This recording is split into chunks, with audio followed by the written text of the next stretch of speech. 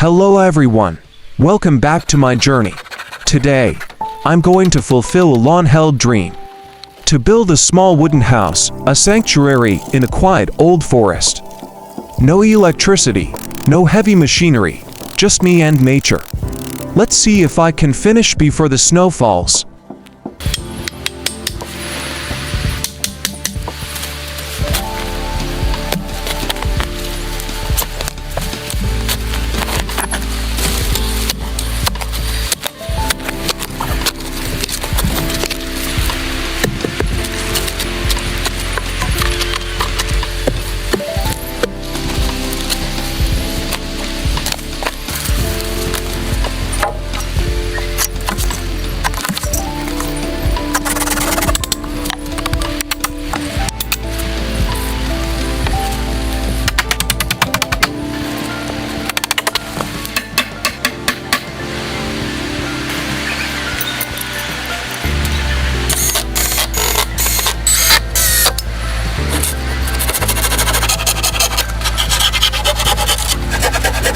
The floor frame was complete, but the real challenge was just beginning. I understood that the bone-chilling cold often attacked from underground. Therefore, I chose rolled fiberglass insulation as the core layer for insulation. Strips of golden fiberglass were carefully laid between the wooden joists. The fiberglass is very irritating, so I handled it gently and cautiously. Each strip of fiberglass was neatly placed into its designated section. The crucial technique was not to compress the fiberglass too tightly during installation. The tiny air pockets between the fibers are what retain heat.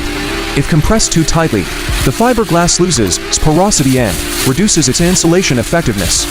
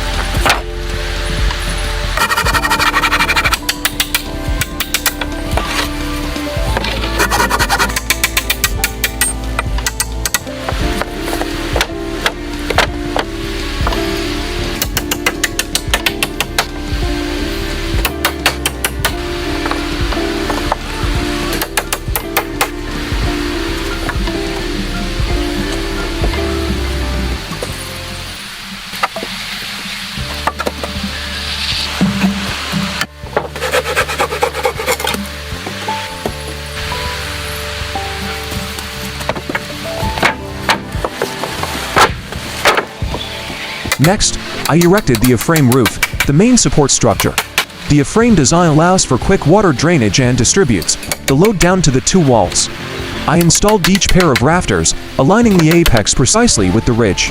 Working alone, I used ropes to pull the rafters up in sections. Once the rafters were stable, I installed the purlins to maintain spacing. The spacing of the purlins must be even. If uneven, the roof will sag over time. The birdsmith cut technique helps the rafters fit snugly into the walls.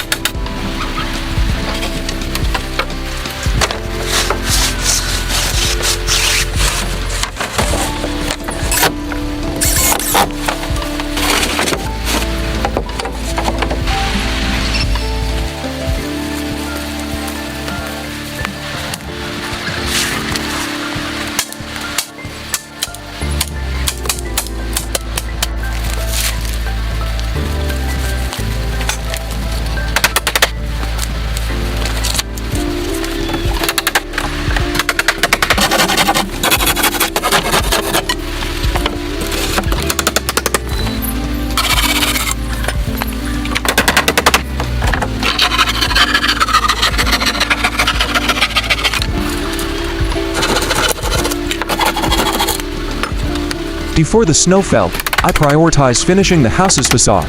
The facade, which is exposed to the most wind, needed to be strong and airtight first. I cut many small wooden planks to clad alternately, creating a natural rhythm. The planks were arranged around the front door and windows. This alternating cladding method helps prevent the wood from warping when the weather changes. I worked slowly to ensure the joints were even and to minimize drafts. Next, I clad the front attic section, following the S-shaped roof design. This area was high, so I had to use temporary supports and climb the ladder very carefully. The attic wood was cut to the precise angle to fit the roof. When the facade was finished, the shape of the house was much clearer.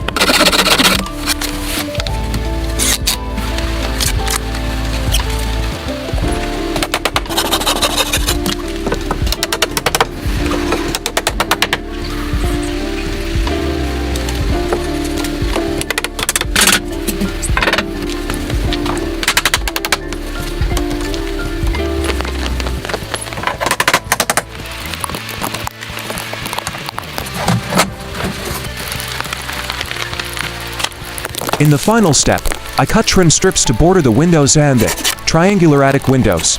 These trim strips help seal the edges of the wood, preventing drafts and rainwater from seeping inside. Once the border is complete, the windows look neater, more solid, and more finished. With all the windows completed, the house became more airtight and warmer. The dark wood, bright glass, and white snow created a very special scene. In the middle of the winter forest, the house was ready for the next phase.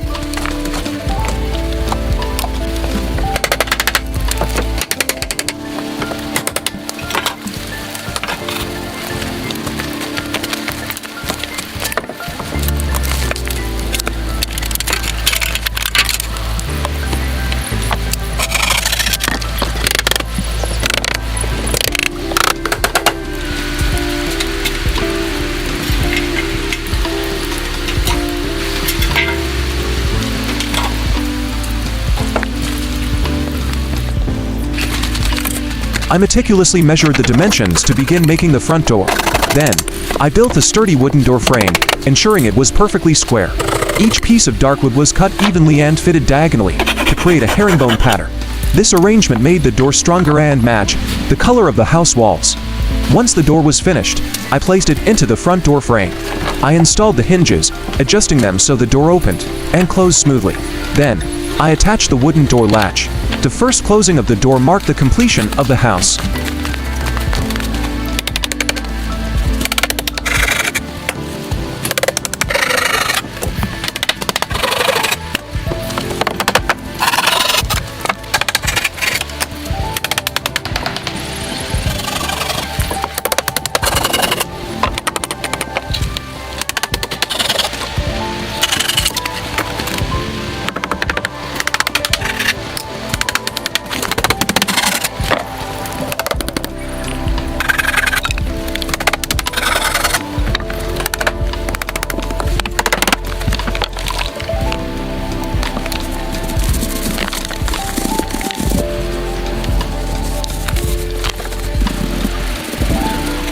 Next, I installed corner trim to finish the exterior wall edges. I measured each corner carefully, because wood is never perfectly straight. Then, I cut the trim strips to the required height, testing them before installation. The trim was fitted around the corner edges, concealing the joints between the planks. The key technique is to ensure the trim fits snugly to prevent rainwater from seeping in. The most difficult part was the intersection at the porch, where the corners had to be cut precisely. I adjusted each cut to ensure the two edges closed tightly and looked seamless. Once the trim was securely fixed, I began painting the entire trim white. The white color makes the house stand out, highlighting its lines and giving it a clean look. The paint also makes the trim more durable and reduces water seepage at the wall edges. When finished, the house looks sharp, neat, and very striking.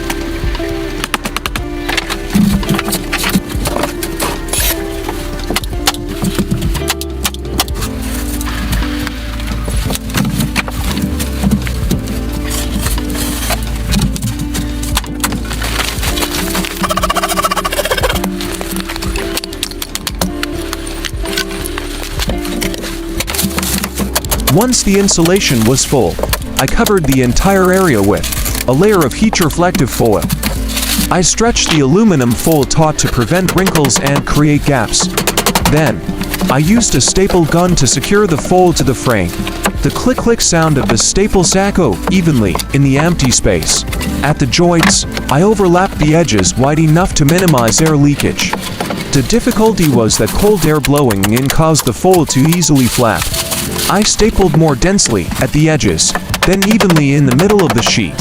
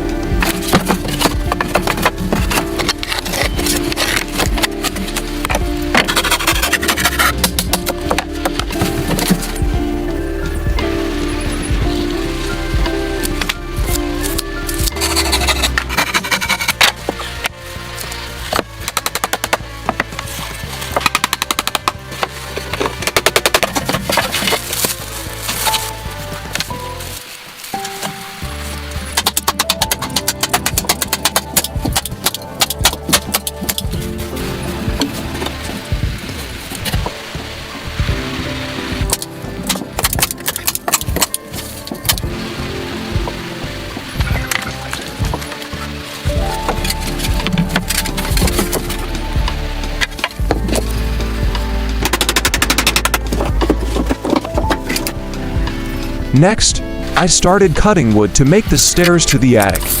I measured the height of each step to ensure safe and comfortable climbing. Each step was cut to fit perfectly and securely fixed to the wooden frame. The hardest part was aligning the angles of the stairs correctly. Even a slight misalignment would cause the steps to get stuck. I tried installing them many times before finally securing the steps completely. After the stairs were finished, I made handrails for safer ascent and descent. The handrails were cut from solid wood planks and securely fixed to the stair frame. This small detail makes the stairs more stable and comfortable to use.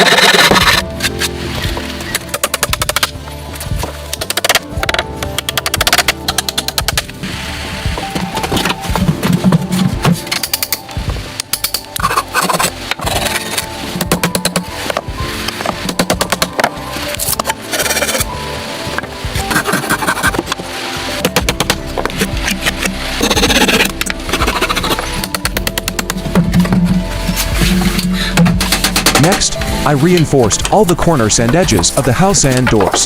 I used small, flat wooden strips to cover the joints. These strips help block drafts and prevent water from splashing onto the edges. The most difficult part was the corners. I had to cut the joints very tightly. Once the strips were securely fixed, I started painting everything white. The white paint made the house's lines stand out against the dark wood. I carefully painted the edges, as this is where water is most likely to seep in. Finally, I painted the staircase white as well. Now the house is almost complete.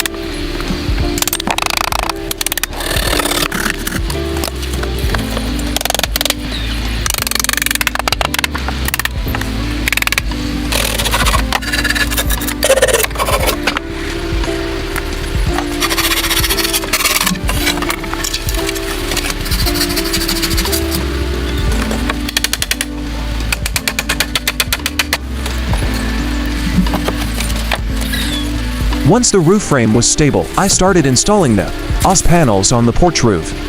OSB creates a hard, flat surface, preventing the porch from shaking in strong winds.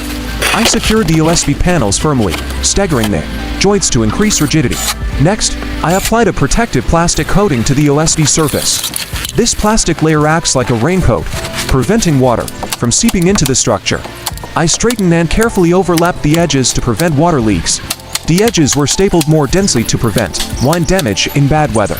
Similar to the main roof, the porch roof was also fitted with V-shape bracing to effectively channel rainwater.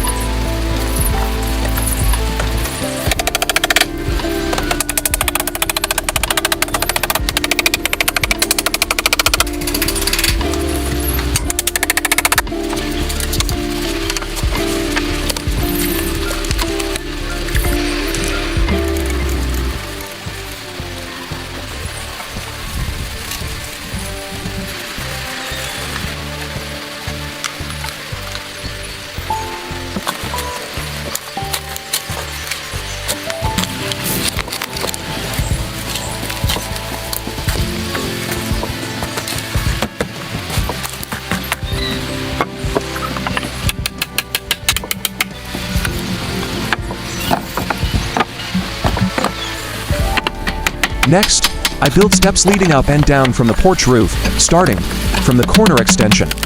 I measured the step height to ensure a comfortable stride. The steps were cut to fit perfectly and securely fixed to withstand the load. At the same time, I added handrails to the stairs for safer ascent and descent. The handrails were securely attached to the posts, providing a very reassuring grip. Once the steps were in place, I moved on to completing the porch railing.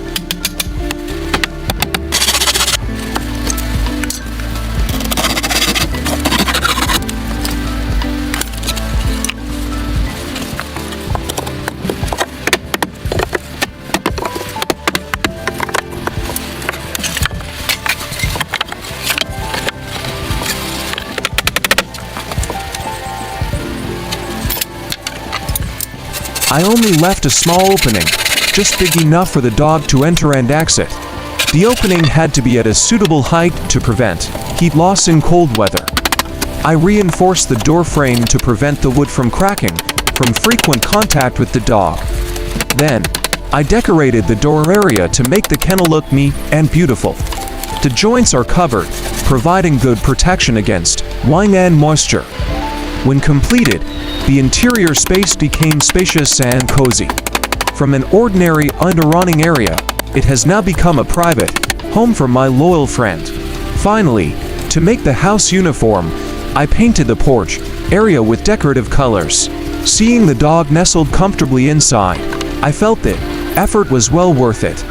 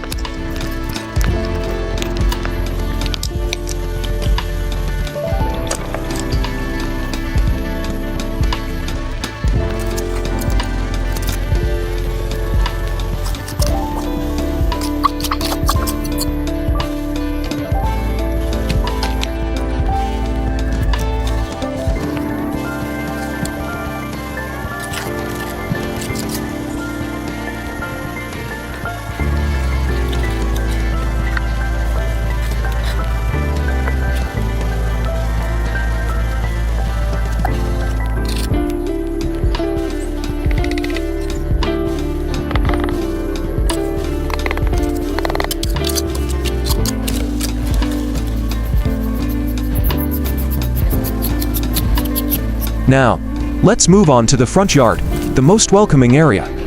I wanted a natural-looking yard, so I started with a wooden border around the area. I selected small, evenly sized logs, choosing straight ones with solid cores. Then, I sawed them into equal size sections. The lengths were calculated to ensure they were securely buried deep, while still revealing the beautiful tops.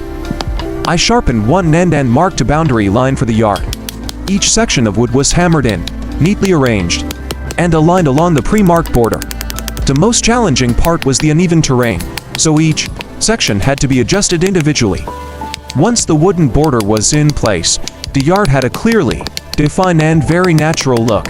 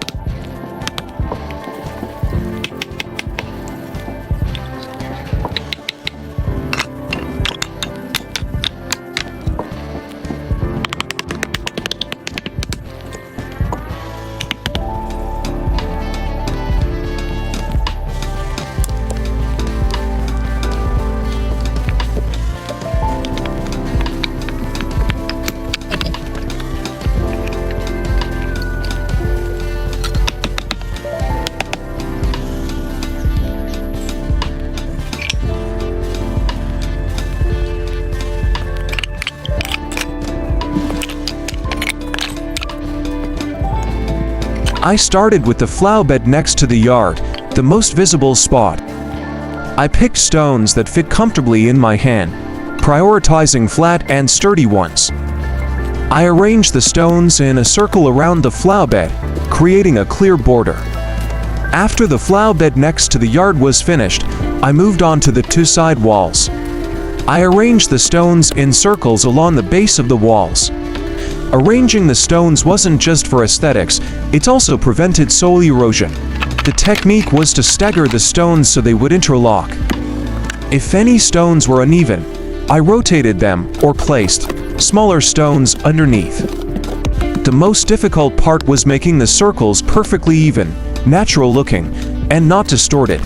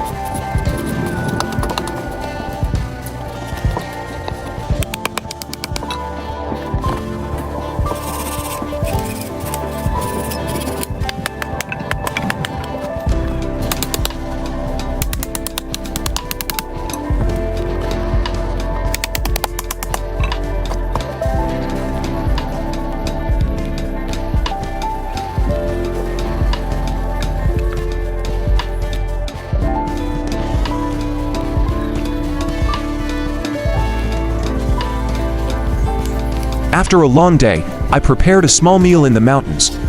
I boiled the meat first to tenderize it, then marinated it with spices. Boiling helps the meat cook evenly, preventing it from being undercooked when grilled. Then I wrapped the meat in aluminum foil to retain moisture and sweetness. I placed the foil-wrapped meat on the newly built outdoor stone grill. The charcoal was glowing evenly, and I turned the meat over to distribute the heat evenly. When I opened the foil, a fragrant aroma wafted up. The meat was tender and juicy. I sat and ate slowly, sharing the moment with my four-legged friend. Between the forest breeze and the firelight, happiness is sometimes that simple. Thank you for watching. The next journey is still ahead. If you think this journey was peaceful enough, then the next episode will be different. Goodbye and see you again on the next leg of The Journey in the Mountains.